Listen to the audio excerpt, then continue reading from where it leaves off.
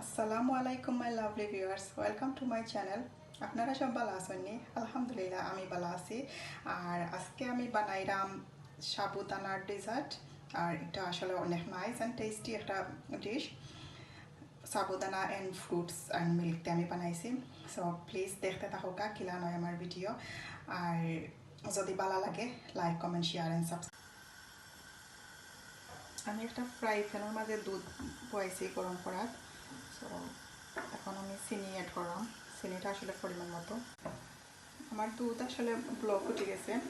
তো এখন আমি একটু পাউডার দুধ এখানে দিব। পাউডার মিল্ক দিলে কি একটু ঘন হইব আর খাইতেও টেস্টি লাগবে। আর ডেজার্ট মানেও তো মিল্ক অ্যান্ড সুগার।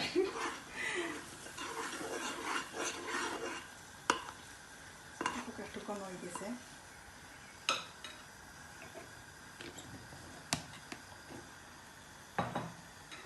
এখন আমি দিব সাগুদানা।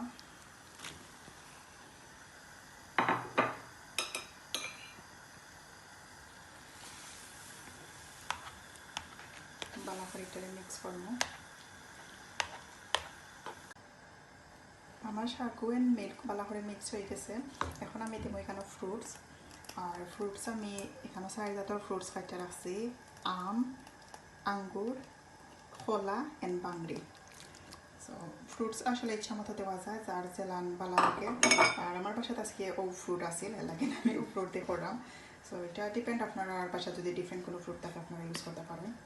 এটা আসলে অনেক নাইস একটা ডেজার্ট, অনেক টেস্টি। আর এটা ফ্রিজও রাখা খাইলে অনেক মজা লাগে, ঠান্ডা ঠান্ডা। আর সব ধরনের ফ্রুট ইউজ করা হয়েছে, আর মিল্কও এটা হেলদি। সো আমার কাছে অনেক ভালো লাগে। রেডি আমার ডেজার্ট। এখন আমি একটা সার্ভিং ডিশ লইয়া সার্ভ করবো।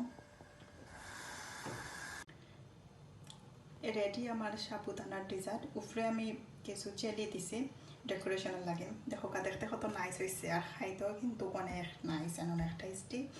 প্লিজ আপনারা সবাই বাসাত বানাইবেন, খাইবার। এই গরমের সময় কিন্তু ডেজার্ট খাইতে অনেক ভালো লাগে, বিকজ এটা ঠান্ডা থাকে লাগে। আর যদি আমার ভিডিও ভালো লাগে please like comment share and subscribe করবা। সবাই ভালো থাকবা, সুস্থ থাকবা। নেক্সট টাইম আবার দেখা হইব ইনশাল্লাহ। আসসালামু আলাইকুম।